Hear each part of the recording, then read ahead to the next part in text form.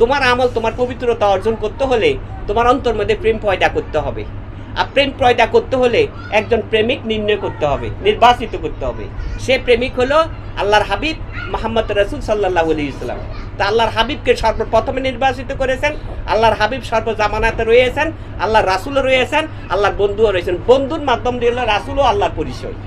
এখানে আমরা যদি ঠিক করে নিতে পারি তাহলে আমাদের মধ্যে থাকবে না কোনো অহংকার, দেমাক, মাতাব্বুরি এবং যে মানুষকে তুচ্ছিত করা, ব্যঙ্গ করা। হ্যাঁ উজু বানানা, হ্যাঁ গোসল করে না, হ্যাঁ ভালো কাপড় পিনতে না, হ্যাঁ নামাজে যায় না, এই নামাজ পড়ে না, আমি নামাজি হয়ে গেছি, আমি সারা বছর বাটপারি করছি, অনেক নামাজি হইয়া মানুষের কাছে ব্যাঙ্গানি শুরু করে দিয়েছি, আমি এখন নামাজি হয়ে গেছি, সেজদা দিতেছি, কিন্তু ফাতিহা শরীফে ঠিক মতো হচ্ছে কিনা তাও সন্দেহ থাকে। সন্দেহমূলক ইবাদত আল্লাহর দরবারে গ্রহণীয় না। সন্দেহ দিলের ইবাদত আল্লাহর দরবারে গ্রহণীয় না। আল্লাহ পাক বলতেছেন, যদি কোনো বান্দা বিশ্বাসী দিলে সেজদা দেয়, আমি আল্লাহর নামে আমি আল্লাহ পাক তা কবুল করে নিই। তো কবুল করে যে নিচ্ছি, সেজদাটা আমি দিব কোথায়? বলছে যে দেখিয়া বুঝিয়ে সেজদা দিও। সেজদার মালিক একমাত্র আল্লাহ পাক রব্বুল আলামিন। সেজদার মালিক অন্য কেউ না, কোনো মানুষ না, কোনো জিন না, কোনো দেহ দানব না। সেজদার মালিক হলেন একমাত্র আল্লাহ পাক রব্বুল আলামিন। তার নামে সেজদা দিতে হলে তাকে আগে বিশ্বাস করতে হবে, তার রাসূলের সাথে সম্পর্ক করলে তার সাথে সম্পর্ক হবে, সেই সম্পর্ক সূত্রে যদি আমি সেজদা দিই, সেই সেজদাটা আল্লাহর দরবারে কবুল হয়ে যাবে। এই জন্যে আমরা কিন্তু সবসময় নামাজ নিয়ে ব্যস্ত থাকি। আর নামাজ পড়ে যা খুশি সবই করি, দুনিয়া করি, ব্যবসা করি, বাণিজ্য করি, নামাজের মাধ্যমে আবার এই ফতোয়াগুলো লাভ করি যে তুমি ঠিক পথে নামাজ পড়লে তুমি ভালো থাকবা, সুস্থ থাকবা, তোমার ব্যবসা ভালো হবে, তোমার মেয়ের বিয়ে হবে, তোমার রোগ বিমার হবে না, এই সমস্ত কথাগুলো বলে। নামাজের সাথে এগুলোর কোনো সম্পর্ক করে, তবে আল্লাহ যা ভালো মনে করে। তবে ওয়াক্তিয়ার যে রুকু সেজদার যে নামাজ আছে, সেই নামাজ পড়লে শরীরের মধ্যে একটু উপকারের অংশ আছে, সেটা বাহ্যিকতা বিষয়। আর মূলে পবিত্রতা হলো আত্মার সাথে, দিলের সাথে। মূলে পবিত্র হলো দিলের সাথে।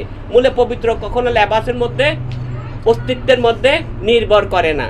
মূলে পবিত্র যার যার দিলের সাথে। ইবাদতের সম্পর্ক হলো দিলের সাথে। এই জন্য দিলের ইবাদত করতে হলে মোরাকাবার নামাজ। আর মোরাকাবার নামাজকে বলা হয়েছে দিল কাবার নামাজ।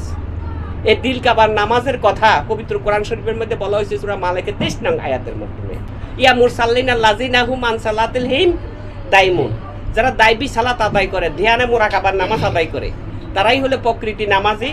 তাদের সাথে আল্লাহ দর্শন মিলে। কেমনে দর্শন মিলে?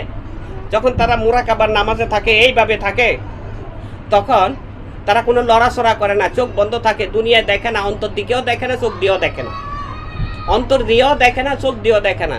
যেহেতু দুনিয়ার জমিনে বসত করি, বাহ্যিকতা ভাবে সবকিছু খবর জানতাছি, সেক্ষেত্রে ততক্ষণ পর্যন্ত মনটা এদিকে সেদিক দৌড়াদৌড়ি করে। যদিও দৌড়াদৌড়ি করে, মনটাকে সই করে রাখা, গুরুর ধ্যানের থাকা, এটাই হচ্ছে ওই মুসল্লিগণের কর্তব্য। যদি ধ্যানটা ঠিক হয়ে যায়, এমন তো অবস্থার মধ্যে তার মধ্যে একটা নিদ্রার ভাব আসতে পারে। যদি নিদ্রার ভাব এসে যায়, তখন সে তার অস্তিত্বের খবর আর বলতে পারে না। বসে রয়েছে নামাজের হালতে, কিন্তু তার অস্তিত্বটা নিদ্রায় বিলুপ্ত হয়ে গেছে। যেমন মানুষ ঘুমাইলে দেহের খবর জানে না, ঠিক তেমনি ধ্যানে গেলে মানুষ অস্তিত্বের খবর জানে না। যখনই তার অস্তিত্বের খবর সে নিতে পারে না, জানে, বুঝতে পারে না, তখনই তার মনটা আল্লাহর রাহে চলে গেছে। যখন আল্লাহর রাহে তার মনটা চলে যায়, তখনই সেই সময়ে যদি তার অন্তরে যদি ওই কালাম জপন থাকে, ওই জিকির থাকে, যে কথা পূর্বে বলা হয়েছে তোমরা তাহার তাফসির পাঠ করো, তাফসির পাঠ করতে বলা হয়েছে, সেই তাফসির মানিটা হলো মাগরিবের টাইমের মধ্যে সকলে একত্রিত বা এককভাবে বসিয়া আল্লাহর ধ্যানে গুরুর বাক্য পাঠ করা, এটা হলো তাহার তাফসির পাঠ করা। এই তাফসিরটা পাঠের মধ্য দিয়ে যদি তার অস্তিত্বের খবরটা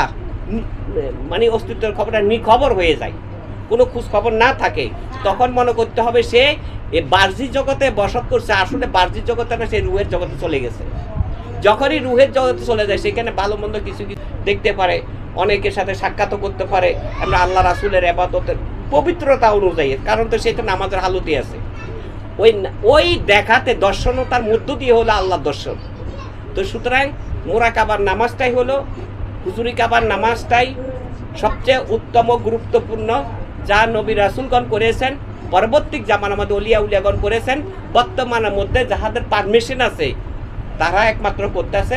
সব দরবারের মুরিদেরা মোরাকাবার নামাজ করা সম্ভব নয়। মোরাকাবার নামাজ করতে হলে পারমিশন প্রাপ্ত লাগবে। পারমিশন ছাড়া কেউ যদি করে বা করায় তবে তার মাথা বেন্ডিবিট হয়ে যাবে। কারণ এই মুরাকাবার নামাজের সাথে হলো মারফতি সম্পর্ক। আর মারফত মানিটা হলো তেজের তেজ, পাওয়ারের পাওয়ার। এই পাওয়ার সামলাইতে হলে আরেকটা পাওয়ারই মন লাগবে। আল্লাহ দয়া করুক সকলের মধ্যে। আমরা অবশ্যই আল্লাহ চরিত্র গুণে নিজেকে গঠন করার চেষ্টা করব। আল্লাহ চরিত্র গুণে নিজেকে গঠন করতে হলে নবী মুহাম্মদ রাসূল সাল্লাল্লাহু আলাইহি ওয়াসাল্লামের আদর্শ অনুযায়ী রাসূলের সাথে সম্পর্ক করতে হবে, কোরআনের নির্দেশ অনুযায়ী। কোরআন শরীফের মধ্যে বারে বারে বলা হয়েছে রাসূলের সাথে সম্পর্ক করো।